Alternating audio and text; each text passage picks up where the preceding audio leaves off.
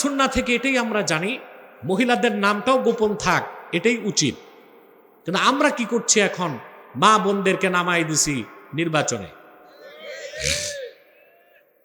সব জায়গায় মহিলারা দাঁড়াচ্ছে, এমপিতে, তারপরে চেয়ারম্যান, মেম্বার। এগুলো কি মহিলাদের কাজ?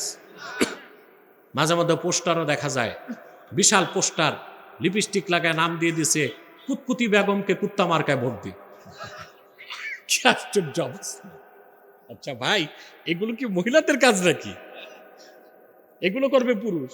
কে করবে? পুরুষ করবে। পুরুষের কাজ আজকে মহিলারা নিচ্ছে। পুরুষের সব কাজ যদি মহিলা নেয়, তো সেনা প্রধান মহিলারা বানায় দাও। কথা বলেন। সারা দুনিয়াতে শুধু নারীবাদীরা বলে নারী পুরুষের সমান অধিকার চাই। যত নারী পুরুষের অধিকার বাংলাদেশে খোঁজো। মার্কিন যুক্তরাষ্ট্রে 250 বছর গণতন্ত্রের বয়স পার হয়েছে, 250 বছরে কোনো একজন মহিলাকে তারা রাষ্ট্রপ্রধান বানায় নাই। আর বাংলাদেশ স্বাধীনের পর থেকে অর্ধেক সময় দেশ চালিয়েছে মহিলারা। তারপর আরো মহিলাদের ক্ষমতায়ন চায়। এখন বাকি আছে বাইতুল মুকাররম মসজিদের খতিব পদটা। কি বলেন আপনারা? এদেশে আলেম ওলামা যদি সোচ্চার না থাকতো, তো এখানেও চেষ্টা একটা হইতে পারতো মনে হয়। প্রিয় বন্ধুগণ, কষ্ট পাচ্ছেন না বুঝতেছেন? দেখুন, আমেরিকায় 250 বছর পার হয়ে গেল। ওরা নারীবাদী, ওরা বিলিয়ন বিলিয়ন ডলার বাংলাদেশে দেয় নারীদের ক্ষমতায়নের জন্য। হ্যাঁ, কিন্তু ওদের দেশে 250 বছরে কোনো মহিলাকে প্রেসিডেন্ট বানায়নি। সব জায়গায় নারী পুরুষ সমান অধিকার পায় কেমন করে? পৃথিবীতে শুনছেন ভাই কোন দেশের সেনাপ্রধান মহিলা হয়েছে? প্রফেসর সাহেব বলেন, আপনি তো প্রবীণ মানুষ। আমি পাই নাই, আপনারা পাইছেন? কোন পৃথিবীর কোন দেশের সেনাপ্রধান মহিলা হয়েছে? কেন? কারণ সেনাপ্রধানকে কুইক ডিসিশন নিতে হয়। এখন মহিলা যদি সেনাপ্রধান হয়, শত্রু হামলা করছে, ও তো শাড়ির কুচি আর মেকআপ ঠিক করতে করতে বোমা চলে যাবে। কুইক ডিসিশন নিতে পারবে না। 1 পাও আগাবে, 2 পাও পিছাবে। প্লেন এভিয়েশন বিজ্ঞানে আছে, শুধুমাত্র মহিলা 10 জন পাইলট দিয়েও একটা প্লেন উঠবে না, অন্তত 1 জন পুরুষ থাকতে হবে। কারণ মহিলারা সামান্যতে ভয় পায়। ও আকাশে বিজলি চমকাবে, দেখা যাবে প্লেন নিয়ে ভবের চর ধান খেতে ল্যান্ড করছে। ডিসিশন নিতে পারবে না। তো সব ক্ষেত্রে নারী পুরুষ সমান অধিকার, এটা আমরা মেনতে পারি না। আমরা সব ক্ষেত্রে নারী পুরুষের ন্যায্য অধিকার মানি। সুবহান। বিড়াল যেমন সব জায়গায় শুটকি খোঁজে, কিছু মানুষ আছে সব জায়গায় রাজনীতি খোঁজে। কিছু মানুষের অভ্যাস আছে সব জায়গায় রাজনীতি খোঁজে, মসজিদে, মাদ্রাসায়, মাহফিলে। ঠিক না? অনেকে তো রাজনীতির স্বার্থে পূজা মণ্ডপেও দৌড়াইছে। সব জায়গায় রাজনীতি খোঁজা উচিত। আমরা এসেছি রাজনৈতিক স্বার্থে না, আমরা এসেছি আখিরাতের স্বার্থে। সুবহানাল্লাহ। এই যে আসলাম, বসলাম, বিনিময় কিছু তো চাই। বিনিময় আমাদের কাছে না, আল্লাহর কাছে। বিনিময় হচ্ছে আপনাদের জন্য আজরুন আযীম। আপনারা এখানে এসেছেন রুহানি খোরাক নিতে। মুহাক্কিকগণ বলেন, আম্মাল গিযাউ ফাহুয়া নাওআন। খাদ্য 2 প্রকার। গিযাউন তাকুমু বিহিল আবদান, এক প্রকার খাদ্য যা গ্রহণ করা হয় শরীর ঠিক রাখতে, বেঁচে থাকতে। ওয়া গিযাউন তাকুমু বিহিল আরওয়াহ, আরেক প্রকার খাদ্য খোরাক, গেজা, যেটা গ্রহণ করতে হয় রূহকে জিন্দা রাখতে। কয় প্রকার? আল্লাহ রাব্বুল আলামিন মানুষের দেহটা তৈরি করেছেন মাটি থেকে, সেজন্যে দেহের সব খাদ্য আসে মাটি থেকে। কিন্তু রুহুটা এসেছে আসমান থেকে, রুহের খোরাকটাও এসেছে আসমান থেকেই। সুবহানাল্লাহ। কোরআন গেজায়ে রুহ, যা ঈমান আনলে রুহ জিন্দা হয়, আত্মা পবিত্র হয়, মানুষ সফল এবং কীর্তিমান মানুষ হতে পারে, বলেন সুবহানাল্লাহ। প্রিয় বন্ধুগণ, আল্লাহ তাআলা এই যে সুযোগ করে দিলেন, এতে আমরা খুশি না বেজার? বেশি না কম? আল্লাহর ওলিদের স্মরণে মাহফিল, এখানে তো সর্বক্ষণ আল্লাহর ওলিদের রুহানি তাওয়াজ্জু আসবে, এই বিশ্বাস আছে? সুবহানাল্লাহ। কিছুক্ষণ পর আমরা বিদায় মোনাজাত করব না? এককভাবে না সম্মিলিতভাবে? একক দোয়া কবুল হয় কিনা সন্দেহ আছে, নিশ্চয়তা নাই। যাও তোমরা কয়েকজন যাও স্বেচ্ছাসেবক, এই আশপাশের সাইড টকগুলো বন্ধ করো।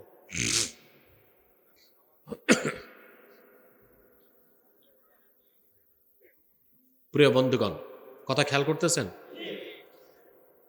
এককভাবে দোয়া করলে দোয়া কবুলের নিশ্চয়তা নাই, কিন্তু সম্মিলিত দোয়া। ইমামে হায়সামি মাজমাউজ জাওয়ায়েদের মধ্যে নকল করেছেন, আল্লাহর হাবিব ইরশাদ করেছেন, আমার উম্মতের একদল মুসলমান যদি দোয়ায় নিয়োজিত হয়, একজন যদি দোয়া করে বাকিরা যদি আমিন আমিন বলে, আমার উম্মতের সম্মিলিত মোনাজাত তাৎক্ষণিকভাবে আল্লাহ রাব্বুল আলামিন কবুল করে নিবে। আমরা বুক ভরা আশা রাখতে পারি আমাদের দোয়াও কবুল হবে, তওবাও কবুল হবে। আমরা খুশি। বেজার কে? শয়তান বেজার। এখন শয়তান একটা চেষ্টা করবে, আপনাদেরকে মুনাজাতের আগে উঠানো যায় কিনা। আমরা কি শয়তানকে সফল হতে দিব? নেক নিয়ত করব? আমরা নিয়ত করছি। আমি কিন্তু খুব আগে আসছি আপনাদের এখানে, 9:30 আগে। কেন? আমি খুব ক্লান্ত।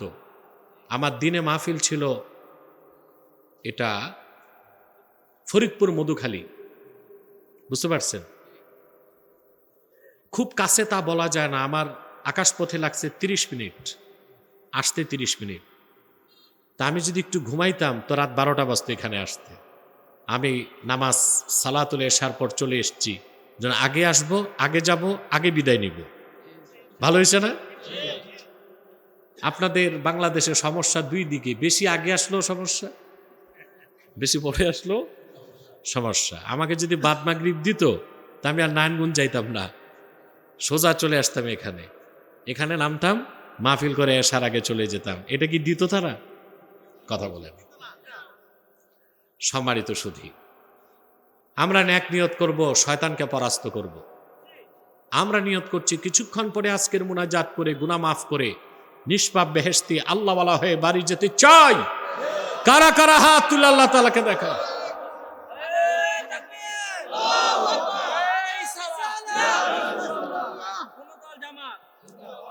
আল্লাহ কবুল করুক, আল্লাহ মঞ্জুর করুক। আমার প্রিয় বন্ধুগণ, আজকে আমি সূরা আলে ইমরান থেকে 102 নম্বর আয়াত তেলাওয়াত করেছি। এই একটি আয়াতে আল্লাহ 2টা নির্দেশ করছেন। কটা নির্দেশ? আল্লাহর কোরআনের এই একটা আয়াতকে বিশ্বাস করে আমল করলে, বিশ্বাস তো পুরো কোরআনকে করতে হবে, এই একটা আয়াতের আমল যদি করতে পারি, নিশ্চিত নাজাত পেয়ে আল্লাহর জান্নাতে যেতে পারব।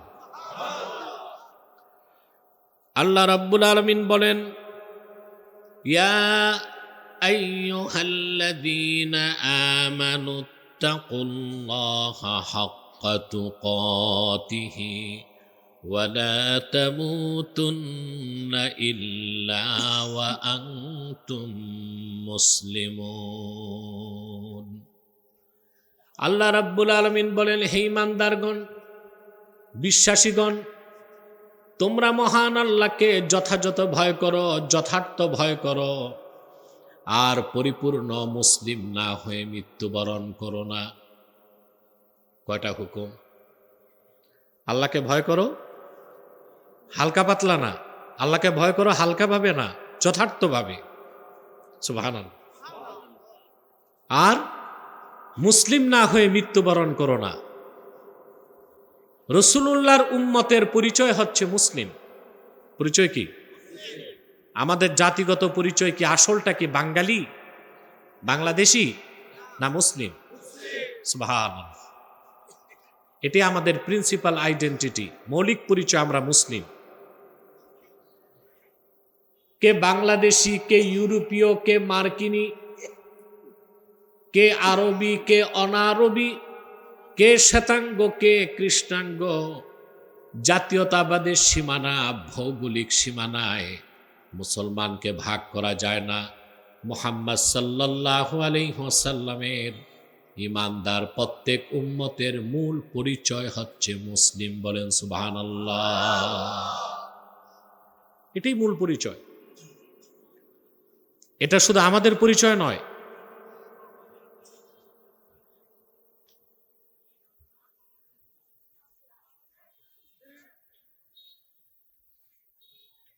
না যারা হইচই করে ওরা কি বহিরাগত নাকি? এখানে হাজার হাজার লোক বসে আছে আর তারা আওয়াজ করবে,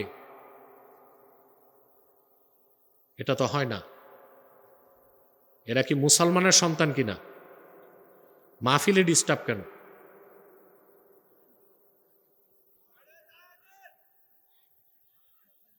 মনে রাখবেন, প্রত্যেক ভালো কাজে শয়তান আর তার অনুসারীরা ডিস্টার্ব করে।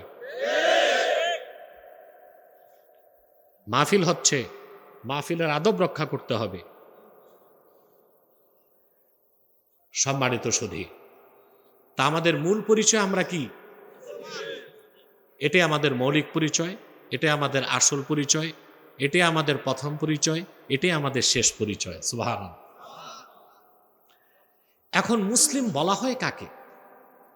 রাসূলুল্লাহ সাল্লাল্লাহু আলাইহি ওয়াসাল্লামের আগে পূর্বে যত নবী এসেছেন ওই প্রত্যেক নবীর ঈমানদার উম্মতকেও মুসলমান বলা হয়েছে। সুবহানাল্লাহ বলবেন। যেমন কোরআনে কারিমে আল্লাহ রাব্বুল আলামিন বলেন, ফালাম্মা আহাসসা ঈসা মিনহুমুল কুফরা ক্বালা মান আনসারি ইলাল্লাহ ক্বালাল হাওয়ারিয়ুনা নাহনু আনসারুল্লাহি আমান্না বিল্লাহ ওয়াশহাদ বিআন্না মুসলিমুন। কোরআন শরীফ আল্লাহ তাআলা ঈসা ইবনে মারইয়ামের কথা তুলে ধরেন। ঈসা ইবনে মারইয়ামকে পাঠানো হয়েছিল বনি ইসরায়েলের জন্য, ঠিক না? তিনি যখন বনি ইসরায়েলের ইহুদিদেরকে কালেমার দাওয়াত দিলেন, ইহুদিরা অস্বীকার করল। তিনি যখন তাদের কাছ থেকে কুফরি অনুভব করলেন, তখন তিনি বললেন, মান আনসারি ইলাল্লাহ, আল্লাহর জন্য আমাকে সাহায্য করার কে আছো তোমরা? তা হাওয়ারি যারা, এরা ছিল 12 জন ধোপার কাজ করত। এরা বলল, নাহনু আনসারুল্লাহ, আমরা আল্লাহর জন্য সাহায্যকারী আপনাকে, আমান্না বিল্লাহ, আল্লাহর উপর ঈমান আনলাম, ওয়াশহাদ, আর আপনি সাক্ষ্য থাকুন, বিআন্না মুসলিমুন, আমরা মুসলমান। আমরা কি? তাহলে ঈসা নবীর ঈমানদার উম্মত যারা, তাদেরও পরিচয় ছিল কি? মুসলিম। কি পরিচয় ছিল? মুসলিম। আল্লাহ রাব্বুল আলামিন হযরত সুলাইমানের প্রসঙ্গে কোরআন কারীমে বলেন, হযরত সুলাইমান আলাইহিস সালাম সাবার রানী বিলকিসকে যখন পত্র লিখেছেন, সেখানে তিনি লিখেছিলেন, ইন্নাহু মিন সুলাইমান ওয়া ইন্নাহু বিসমিল্লাহির রহমানির রহিম আল্লা তাআলু আলাইয়া ওয়াতুনি মুসলিমিন। সাবা, এটা একটা জায়গা, এটা ইয়ামানে। কোথায়? ওখানকার ওই দেশের ওই সাবা নামক টেরিটরিতে যে শাসন করত সে ছিল একটা নারী, তার নাম ছিল বিলকিস। জানেন তো আপনারা? ফিলিস্তিন থেকে হযরত সুলাইমান পত্র লিখলেন তার কাছে, ইন্নাহু মিন সুলাইমান, এই পত্র সুলাইমানের পক্ষ থেকে, ওয়া ইন্নাহু বিসমিল্লাহির রহমানির রহিম, শুরু করছি আমি মহান আল্লাহর নামে যিনি রহমান রহিম। আল্লাহ তা'লু আলাইয়া ওয়া আতুনি মুসলিমিন, আমি দ্বীনের দাওয়াত দিয়ে পাঠালাম, আমার বিরুদ্ধতায় ঔদ্ধত্য প্রকাশ করো না, বরং সবাই ঈমান এনে মুসলিম হিসেবে আমার কাছে ফিরে আসো। বলেন সুবহানাল্লাহ। পরিচয় কি ছিল? মুসলিম। কি ছিল? মুসলিম। আমি দৃষ্টান্ত দিলাম যে পূর্বে যত পয়গম্বর এসেছেন যারা ঈমান এনে আল্লাহর আনুগত্য গ্রহণ করছে তাদেরকে আল্লাহ মুসলিম বলছেন। কি বলছেন? আল্লাহ রাব্বুল আলামিন কোরআন কারীমে হযরত ইব্রাহিমের প্রসঙ্গে বলেন, وَإِذْ قَالَ لَهُ رَبُّهُ أَسْلِمْ قَالَ أَسْلَمْتُ بِالْعَالَمِينَ। মুহাম্মদ সাল্লাল্লাহু আলাইহি ওয়াসাল্লাম স্মরণ করুন যখন ইব্রাহিমকে তার রব ডেকে বললেন, আসলিম, ইব্রাহিম তুমি মুসলিম হও, আত্মসমর্পণ করো। তিনি বিনা বাধায় বললেন, আসলামতু লিরাব্বিল আলামিন, আমি রাব্বুল আলামিনের কাছে নিরঙ্কুশভাবে আত্মসমর্পণ করলাম। বলেন সুবহানাল্লাহ। করছেন কিনা? কথা বলেন। ইব্রাহিম আলাইহিস সালাম যে আত্মসমর্পণ করছেন তার আবার পরীক্ষা দিতে হয়েছে তাকে। 10টা পরীক্ষা দিয়েছেন। কয়টা? কোরআনে কারীমে আল্লাহ তাআলা বলেন, ওয়া ইযিবতালা ইব্রাহিম রাব্বুহু বিকালিমাতিন ফাআতাম্মাহুন ক্বালা ইন্নী জাঈলুকা লিন-নাসি ইমামা।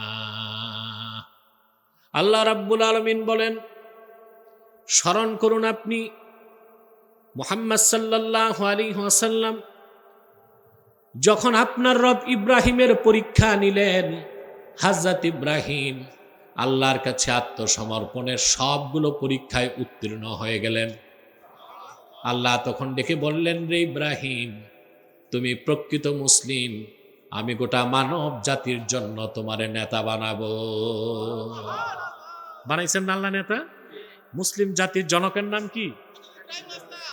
এত আসতে না, হযরত ইব্রাহিম আলাইহিস সালাম। মুসলমান হযরত ইব্রাহিম ছাড়া অন্য কাউকে জাতির জনক মানতে পারে না।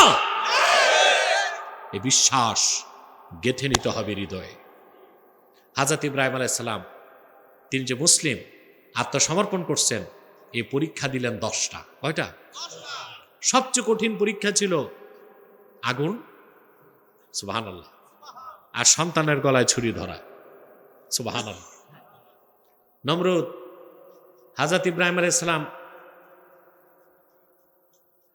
তিনি আল্লাহর পরিচয় পাওয়ার পর আল্লাহর নির্দেশে তার জাতির মানুষকে মূর্তি পূজা থেকে বিরত করার চেষ্টা করলেন, ঠিক না?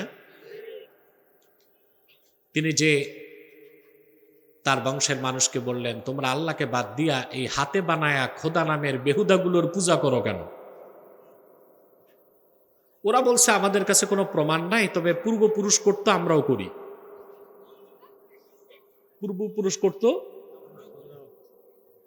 যুক্তি প্রমাণ সব দেবার পর ওরা বলল যে না, আমরা মূর্তি পূজা ছাড়ব না। ইব্রাহিম আলাইহিস সালাম কি বললেন? ওনার আবাসস্থল ছিল ইরাকের বাবেল শহর, বর্তমান নাম বেবিলন। কি নাম? ওখানে রাজা ছিল নমরুদ। হযরত ইব্রাহিম ছাড়া আল্লাহর তৌহিদে বিশ্বাসী আর দ্বিতীয় একটা মানুষ ছিল না। তিনি চরম সিদ্ধান্ত নিলেন আর বললেন, ওয়াতাল্লাহি লাআকিদান্না আসনামাকুম বা'দা আন তুওয়াল্লু মুদবিরিন। এত বুঝাইলাম, এই মাটি দিয়া বানায়া মূর্তিগুলোর ইবাদত কইরো না, শুনলা না?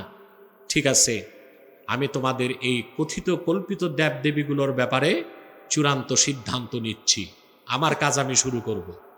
তোমরা ফিরে যাবার পর তারপর কি করছে আপনারা জানেন। ওরা সব গেছে বাড়ি। তিনি একটা কুঠার নিয়া যত দেবদেবী মূর্তি সবগুলোর চেহারা ভাঙ্গা মানচিত্র সমান করে দিছে। সবচেয়ে বড় মূর্তির মাথায় কুড়ালটা বেঁধে দিচ্ছে। পরের দিন সব আসছে, এসে বললে এই কাজটা কে করতে পারে? হ্যাঁ, সব লোক বুঝে গেছে কে করছে, কারণ বিপ্লবী যে হয় সে নিজের গোপন রাখতে পারে না। যদি প্রশ্ন করা হয় এই দুনিয়ায় সত্যের পক্ষে প্রথম বিপ্লব কে করেছেন, এক কথায় জবাব, তিনি মুসলিম জাতির জনক ইব্রাহিম খলিলুল্লাহ। বিপ্লব কি দেখছেন আপনি? 5 তারিখ কোন বিপ্লব হয়েছে? এটা বিপ্লব না, এটা অভ্যুত্থান। এটা কি অভ্যুত্থান? তো বিপ্লব আর অভ্যুত্থানে পার্থক্য কি? প্রশ্ন আসে না? আন্দোলন করে কোন গভর্নমেন্টকে পরিবর্তন করে নতুন সরকার বসানো হচ্ছে অভ্যুত্থান, আর আন্দোলনের মাধ্যমে একটা সরকারকে পরিবর্তন করে সিস্টেম বদলানো হচ্ছে বিপ্লব। সিস্টেম বদলাইছে? কথা বলেন না। জৈসান কে ওইসান, শুটকি মে বাইগান। কথা বলেন। যা ছিল তাই আছে, শুধু সেট আপ চেঞ্জ হয়েছে। কি চেঞ্জ হয়েছে? আগে দুর্নীতি চলতো, এখন আছে। 15 বছর ওরা গোস্ত খেয়ে হাড্ডি রেখে গেছে, এখন যারা আছে হাড্ডি চাটতেছে। বাচ্চাগুলো আন্দোলন করছে, হ্যাঁ, এনসিপি। এদের চেহারা দেখছিলেন আগে হাড্ডি গোনা যেত, এখন মাশাআল্লাহ চেহারা এমন পাকছে, ঘি ফোটায় ফোটায় পড়ে। তাহলে বোঝা যাচ্ছে সিস্টেম বদলায় নাই, গভর্নমেন্ট বদলাইছে। যদি কোরআন সুন্নাহর নীতিতে বিপ্লব হতো, গোটা দেশের রাষ্ট্র কাঠামো বদলে যেত, সারা দেশে দুর্নীতির অস্তিত্ব খুঁজে পাওয়া যেত না। আমরা অপেক্ষায় আছি, ইনশাআল্লাহ ইসলামের পক্ষে একটা বিপ্লব সামনে হবে, প্রস্তুত থাকতে হবে। যে বিপ্লবের মাধ্যমে ডেমোক্রেসি নয়, হযরত ইমাম হোসেনের রেখে যাওয়া খেলাফতের ভিত্তিতে বাংলাদেশ প্রতিষ্ঠিত হবে ইনশাআল্লাহ।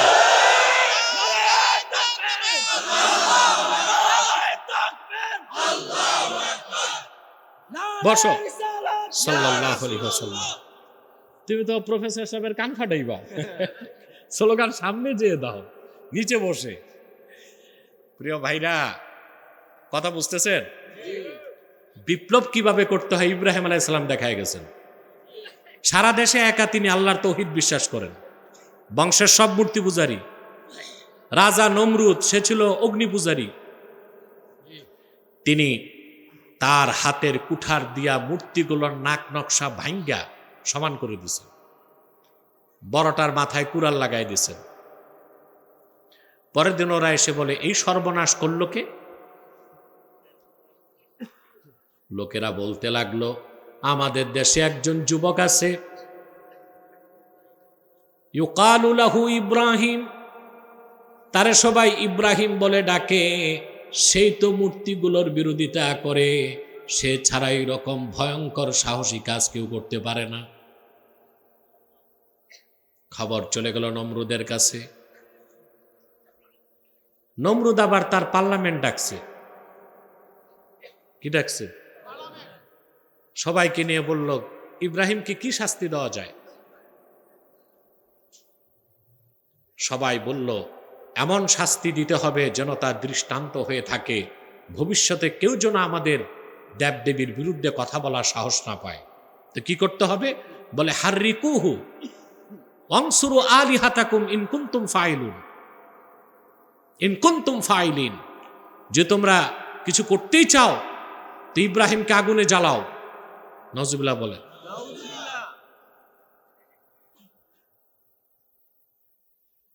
আর তোমাদের দেবদেবীগুলোকে সাহায্য করো। যেই কথা সেই কাজ। আগুনের কুণ্ডলী নির্মাণ করা হলো। নমরুদের দেশে এক প্রকৌশলী ছিল, নাম হুজান। বিশাল আগুনের কুণ্ডলিতে ইব্রাহিম আলাইহিস সালামকে ফেলবে কেমন করে? সে একটা কাঠের কামান বানায় দিছে। মিনজানিক, আমাদের দেশের বক্তারা বলে চরক গাছ, এসব কথা কিতাবে নাই। কিতাবে আসছে মিনজানিক, যার বহু বচন মাজানিক, কাঠের কামান তৈরি করা হলো। আগুন দাউ দাউ করে জ্বলছে, ইব্রাহিম আলাইহিস সালামকে কাঠের কামানের হাতলে বসানো হলো, হাত পাও বেঁধে। তিনি অপেক্ষায় আছেন মৃত্যুকে আলিঙ্গন করতে। আল্লাহর বান্দা ইব্রাহিম কতটুকু আত্মসমর্পণ করেছেন আল্লাহর কাছে। আল্লাহ পরীক্ষা নেবার জন্য জিবরিলরে পাঠায় দিলেন। হযরত জিবরিল এসে সামনে দাঁড়ায় বললেন, ইব্রাহিম, আমি আল্লাহর সবচেয়ে শক্তিশালী ফেরেশতা, আমার নাম জিবরিল। কিছুক্ষণ পর আপনাকে মৃত্যুর দিকে ঠেলে দেওয়া হবে। আলাকা হাজাতুন ইয়া ইব্রাহিম, কোনো সাহায্য লাগলে বলেন। হযরত ইব্রাহিম পাল্টা প্রশ্ন করলেন, আমার তো সাহায্যের দরকার আছে, কিন্তু তোমার কাছে আমার প্রশ্ন, হাজাতুন ইলাইকা আও ইলাল্লাহ, সাহায্যটা কি তোমার কাছে চাইবো, না যার ভালোবাসায় আগুনে ঝাঁপ দিতে যাচ্ছি সে আল্লাহ তাআলার কাছে সাহায্য চাইবো? এর নাম আত্মসমর্পণ। সুবহানাল্লাহ। তিনি পরীক্ষা উত্তীর্ণ হলেন। বাকি ঘটনা বলার দরকার নাই। আল্লাহ আগুনের কুণ্ডলীকে হযরত ইব্রাহিমের জন্য ফুলের বাগান বানাই দিয়েছেন। বুখারী শরীফের হাদিস, কাসাসুল কোরআন ইবনে কাসির নকল করছেন। ইব্রাহিম আলাইহিস সালামকে যখন আগুনে ফেলা হলো, আগুন তার গায়ে লাগার আগে তিনি পড়তেছেন, হাসবিয়াল্লাহু ওয়া নি'মাল ওয়াকিল, নি'মাল মাওলা ওয়া নি'মান নাসির। পড়বেন না? বিপদে পড়লে এই দোয়াটা পড়বেন, মনে থাকবে। হাসবিয়াল্লাহু ওয়া নি'মাল ওয়াকিল, নি'মাল মাওলা ওয়া নি'মান নাসির। সুবহানাল্লাহ। মুমিনের বিপদ থেকে বাঁচার জন্য এই দোয়াটা একটা সেফগার্ড, রক্ষা কবচ। এটা কি? রক্ষা কবচ। কোনো বিপদ আপনার গায়ে আসবে না। হাদিস সাক্ষ্য দেয়, রাসূলুল্লাহ সাল্লাল্লাহু আলাইহি ওয়াসাল্লাম ইরশাদ করেছেন, হাসবিয়াল্লাহু লা ইলাহা ইল্লাহু আলাইহি তাওয়াক্কালতু ওয়া হুয়া রাব্বুল আরশিল আযীম। সকালে যে 7 বার পড়বে, বিকালে যে 7 বার পড়বে, আল্লাহ রাব্বুল আলামিন সকল বিপদ আপদ মুসিবত থেকে 24 ঘন্টা বাঁচানোর দায়িত্ব নিজের হাতে নিয়ে নেবেন। লেমিনেটেড হয়ে যাবেন। কি হবেন? একদম লেমিনেটেড। কোনো বিপদ আপদ আপনার কাছে যেতে পারবে না। সকালে কয়বার? বিকেলে 7 বার পড়বেন তো ইনশাআল্লাহ। একবারে সকালে ঘুম থেকে উঠে ফজর নামাজ পড়তে হবে। ফজর নামাজ পড়ে এই দোয়াটা 7 বার পড়বেন, হাসবিয়াল্লাহু লা ইলাহা ইল্লাহু আলাইহি তাওয়াক্কালতু ওয়া হুয়া রাব্বুল আরশিল আযীম। আবার মাগরিবের পর 7 বার। আমলটা দিলাম, নিলেন তো? প্রিয় ভাইরা, হযরত ইব্রাহিম আলাইহিস সালাম আগুন স্পর্শ করার আগে পড়লেন, হাসবিয়াল্লাহু ওয়া নি'মাল ওয়াকিল, আল্লাহই আমার জন্য যথেষ্ট এবং তিনি সর্বোত্তম অভিভাবক।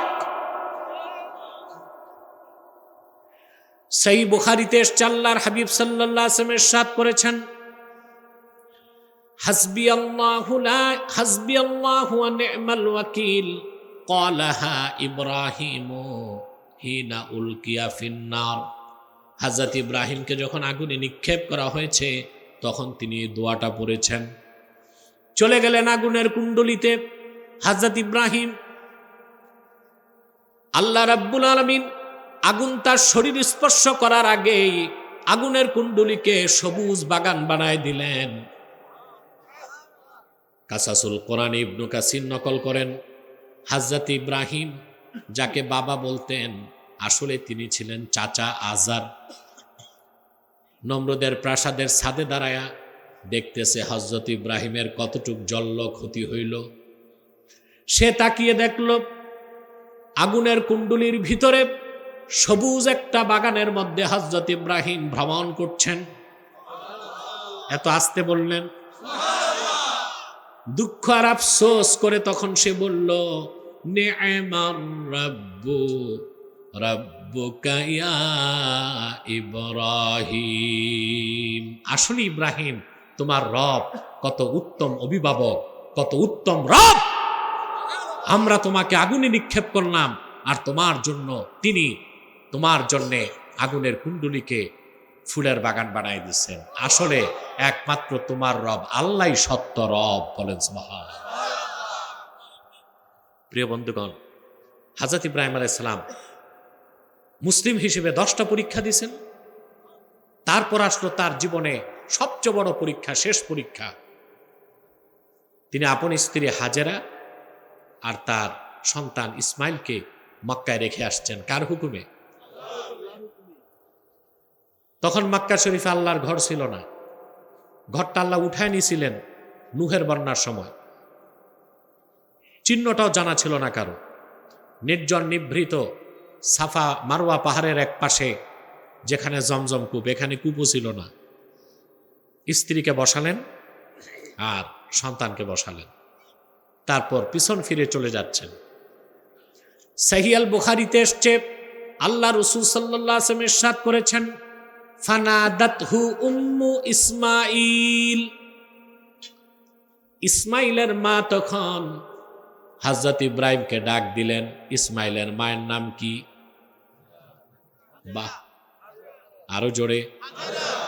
কিন্তু হাদিসে ইসমাইলের মা কেন বলা হয়েছে?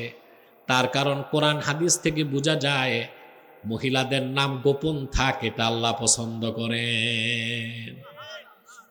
মহিলাদের নাম গোপন থাকে, এটা আল্লাহ পছন্দ করেন। সেজন্য আপনারাও ওই মহিলা মারা গেলে মসজিদের মাইকে মাইকিং করার দরকার নাই, সেটা পুরুষ মারা গেলে করাটাই উচিত। কথা বুঝতে পারছেন? মহিলার নাম নিয়ে বলার দরকার নেই। বলতে হলেও বলবেন অমুকের মা। কি বলবেন? অমুকের মা। এটা হচ্ছে, আমি বলতেছি না হারাম হবে, আদব। এটা কি? একটা ফাতোয়া আর একটা তাকওয়া। একটা ফাতোয়া আর একটা কি? তাকওয়া। দেখেন না, আল্লাহ রাব্বুল আলামিন কোরআন কারিমে ফেরাউনের নাম নিয়েছেন, কিন্তু তার বিবির নাম নেন নাই। বিবির নাম কি? আসিয়া ছিল টপ ক্লাসের মহিয়সী মমিনা নারী। আল্লাহ নাম নেন নাই, কিন্তু ফেরাউনের নামটা নিচ্ছেন, দরকার হয়েছে। ঠিক না? তো কোরআন সুন্নাহ থেকে এটাই আমরা জানি, মহিলাদের নামটাও গোপন থাক, এটাই উচিত। কিন্তু আমরা কি করছি এখন? মা বোনদেরকে নামাই দিছি নির্বাচনে। সব জায়গায় মহিলারা দাঁড়াচ্ছে, এমপিতে, তারপরে চেয়ারম্যান, মেম্বার। এগুলো কি মহিলাদের কাজ? মাঝে মধ্যে পোস্টারও দেখা যায়, বিশাল পোস্টার, লিপস্টিক লাগায় নাম দিয়ে দিছে কুতকুতি বেগমকে কুত্তা মার্কায় ভোট দি। কি আশ্চর্য অবস্থা! আচ্ছা ভাই, এগুলো কি মহিলাদের কাজ নাকি? এগুলো করবে পুরুষ। কে করবে? পুরুষ করবে। পুরুষের কাজ আজকে মহিলারা নিছে। পুরুষের সব কাজ যদি মহিলা নেয়, তো সেনা প্রধান মহিলারা বানায় দাও। কথা বলেন। সারা দুনিয়াতে শুধু নারীবাদীরা বলে নারী পুরুষের সমান অধিকার চাই। যত নারী পুরুষের অধিকার বাংলাদেশে খোঁজো। মার্কিন যুক্তরাষ্ট্রে 250 বছর গণতন্ত্রের বয়স পার হয়েছে, 250 বছরে কোনো একজন মহিলাকে তারা রাষ্ট্রপ্রধান বানায় নাই। বাংলাদেশ স্বাধীনের পর থেকে অর্ধেক সময় দেশ চালিয়েছে মহিলারা। তারপর আরো মহিলাদের ক্ষমতায়ন চায়। এখন বাকি আছে বাইতুল মুকাররম মসজিদের খতিব পদটা। কি বলেন আপনারা? এদেশে আলেম ওলামা যদি সোচ্চার না থাকতো, তো এখানেও চেষ্টা একটা হইতে পারত মনে হয়। প্রিয় বন্ধুগণ, কষ্ট পাচ্ছেন না বুঝতেছেন? দেখুন, আমেরিকায় 250 বছর পার হয়ে গেল। ওরা নারীবাদী, ওরা বিলিয়ন বিলিয়ন ডলার বাংলাদেশে দেয় নারীদের ক্ষমতায়নের জন্য। হ্যাঁ, কিন্তু ওদের দেশে 250 বছরে কোনো মহিলাকে প্রেসিডেন্ট বানায়নি। সব জায়গায় নারী পুরুষ সমান অধিকার পায় কেমন করে? পৃথিবীতে শুনছেন ভাই কোন দেশের সেনাপ্রধান মহিলা হয়েছে? প্রফেসর সাহেব বলেন, আপনি তো প্রবীণ মানুষ। আমি পাই নাই, আপনারা পাইছেন? কোন পৃথিবীর কোন দেশের সেনাপ্রধান মহিলা হয়েছে? কেন? কারণ সেনাপ্রধানকে কুইক ডিসিশন নিতে হয়। এখন মহিলা যদি সেনাপ্রধান হয়, শত্রু হামলা করছে, ও তো শাড়ির কুচি আর মেকআপ ঠিক করতে করতে বোমা চলে যাবে, কুইক ডিসিশন নিতে পারবে না। এক পাও আগাবে, দুই পাও পিছাবে। প্লেন এভিয়েশন বিজ্ঞানে আছে, শুধুমাত্র মহিলা 10 জন পাইলট দিয়েও একটা প্লেন উঠবে না, অন্তত একজন পুরুষ থাকতে হবে। কারণ মহিলারা সামান্যতে ভয় পায়। ও আকাশে বিজলি চমকাবে, দেখা যাবে প্লেন নিয়ে ভবের চর ধান খেতে ল্যান্ড করছে, ডিসিশন নিতে পারবে না। তো সব ক্ষেত্রে নারী পুরুষ সমান অধিকার, এটা আমরা মেনতে পারি না। আমরা সব ক্ষেত্রে নারী পুরুষের ন্যায্য অধিকার মানি। সুবহান। হাদিস শরীফে এসেছে, ফানাদাতহু উম্মু ইসমাইল, হযরত ইব্রাহিম কি ইসমাইলের মা ডাক দিয়েছেন। অন্য বর্ণনায় আসছে হাজেরা ডেকে বললেন, ইব্রাহিম আমাদেরকে জনমানব শূন্য নির্জন নিভৃত জায়গায় রেখে চলে যাচ্ছেন কেন? কোনো জবাব নাই। দ্বিতীয়বার ডাকলেন, কোনো জবাব নাই। তৃতীয়বার কোনো জবাব নাই। হযরত হাজেরা বললেন, ইব্রাহিম এটা কি আপনার নিজস্ব সিদ্ধান্ত না আল্লাহর ফয়সালা? হযরত ইব্রাহিম এবার মুখ ফিরায় বললেন, হাজেরা মনে রেখো ইব্রাহিম, আল্লাহর হুকুমের বাইরে একটা কদমও ফেলতে পারে না। চলে গেলেন তিনি।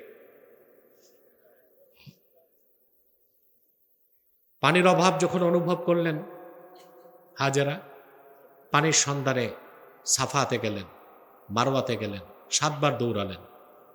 কয়বার? পানি পেলেন না। কিন্তু হাজেরার দৌড়টা আল্লাহর খুব ভালো লাগছে। আল্লাহর একজন অনুগত বান্দি হযরত হাজেরা 7 বার দৌড়ালেন। আল্লাহ এটারে এত বেশি পছন্দ করলেন, কিয়ামত পর্যন্ত হাজিদের জন্য আল্লাহ ওয়াজিব করে দিলেন। দৌড়াইছেন না হজ করছেন যারা? আলহামদুলিল্লাহ, আল্লাহ তার হাবিব মুহাম্মদ সাল্লাল্লাহু আলাইহি ওয়াসাল্লামের এই গোলামকে বহুবার নিয়েছেন আরবে হজ এবং উমরায়। তা আমি মাঝে মধ্যে চিন্তা করতাম, সাফা মারওয়া যখন দৌড়াইতাম, যে এই কাজটা আল্লাহ দিয়েছেন কেন? হ্যাঁ, জবাব পেলাম 2টা কারণ। সাফা মারওয়ায় দৌড়ানোটা হযরত হাজেরার দৌড়ের কাজটাকে আল্লাহ তাআলা কিয়ামত পর্যন্ত অবিস্মরণীয় করে রাখতে এই সিস্টেমটা চালু করে দিয়েছে। 2 নাম্বার, সাফা মারওয়ায় হাজি যখন দৌড়ায় তখন তার হুঁশ থাকে না, পুরা ধ্যানটাই থাকে আল্লাহর দিকে। এটা একটা মহান জিকির বটে। সুবহানাল্লাহ বল। দেখেন না, আমাদের দেশের হাজিরা হজ করতে যায় কত বছর বয়সে? কিসের সত্যি? 80-88 বছর হইলে হজে যায়। এক হাতে লাঠি, আরেক হাতে হুইল চেয়ার। আগে যায়, কিন্তু অধিকাংশ হাজি বয়স হইলে হজ করতে যায়, ঠিক না? এটার একটা কারণ খুঁজে পাইছি আমি। আপনাদের এই চাঁদপুরে কচুয়াতে গেলাম এক মাহফিলে, বহু আগের কথা। তো যার ঘরে বসলাম, ওই লোকটা হচ্ছে এলাকার মেম্বার, দাড়ি সব পাকছে মাশাআল্লাহ, মেম্বারই করে। ছেলেরা এসে আমাকে অভিযোগ করলো, বাবাকে এত বলি হজ করতে, হজ করে না। মনে মনে ভাবলাম, কোন পুরা কপাল্লার বাড়িতে আসলাম। মানুষ হজের জন্য কান্না করে, আর সন্তানরা এরা হজে পাঠাইতে চাই, হজ করে না। কাছে আনার পর হাত ধরে বললাম, মুরব্বী হজ করেন না কেন? তো হুজুর বুঝেন না, মেম্বারিতে এখনো বাকি আছে। মানে যা চুরি চামারি, গম চুরি, শয়তানি, বদমাশি, ঘুষ খাওয়া আছে, এগুলো করে হজ করে একবারে ভালো হবে।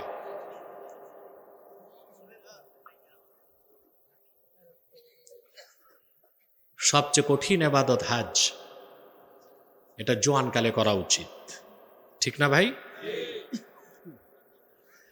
আমার ভাইরা, হযরত ইসমাইলের পদাঘাতে আল্লাহ তাআলা জমজম কূপ তৈরি করে দিলেন। হযরত হাজেরা পানি পান করলেন, সন্তান পানি পান করলেন। সিরাতের কিতাবে এসেছে, সাফা পাহাড়ের পাশ দিয়ে ইয়ামানের একটা কবিলা আছে, একটা গোত্র ছিল, তাদের নাম জুরহাম। এরাই ছিল হযরত ইসমাইলের নানার বংশ। তাদের পানি নাই, পানি খুঁজতেছে। সাফা মারোয়া পার হয়ে এসে দেখে পানির সুন্দর একটা ফোয়ারা। কূপের পাশে বসে আছে স্বর্গীয় চেহারাদারি এক মহিষী নারী, আর তার কোলে ফুটফুটে একটা বাচ্চা, যেন চাঁদের টুকরা। তারা বুঝতে পেরেছে এই মহিলা যেন তেন মহিলা নয়, তিনি মহিষী নারী। জুরহাম কবিলার লোকজন এসে বলল, মা, পানির অভাবে আমরা মরে যাচ্ছি, এই কূপ থেকে পানি পান করার অনুমতি আছে নাকি? হযরত হাজেরা বললেন, আল্লাহর বান্দারা, এই কূপ আমার না, আল্লাহর কূপ, আল্লাহর বান্দাদের জন্য তা খোলা থাকবে। তারা জমজম পানি পান করলেন। জমজমের প্রতিটা ফোঁটায় এত বরকত, শেফা। তারা এসে হযরত হাজেরাকে বললেন, আমরা এই এলাকা আর ছাড়ব না, আপনি তো একা, অনুমতি দিলে এখানে আমরা বসবাস করতে চাই। ধীরে ধীরে তারা বসবাস করতে লাগলো, মক্কা নগরী গড়ে উঠতে লাগলো। হযরত ইসমাইল যখন দৌড়াদৌড়ি করার বয়সে পৌঁছলেন, আল্লাহ পাক বলেন, ফালাম্মা বালাগা মাআহুস সা'য়া, যখন হযরতে ইসমাইল দৌড়াদৌড়ির বয়সে উপনীত হলেন, হযরত ইব্রাহিম ফিরে আসলেন। মুফাসসিরদের মতে 7 বছর পরে, কেউ বলেছেন 13 বছর পরে, কেউ বলেছেন 18 বছর পরে। গ্রহণযোগ্য মত 7 কিংবা 13। হযরত ইব্রাহিম আসলেন, কলিজার টুকরা সন্তানকে বুকে জড়ায় ধরলেন। হযরত ইব্রাহিমের বড় ছেলে ইসমাইল বছরের পর বছর সন্তানকে চোখে দেখেন নাই। কলিজার টুকরা সন্তানটাকে বুকে নেবার পরে সন্তানের হৃৎপিণ্ডের আওয়াজ অনুভব করলেন তিনি।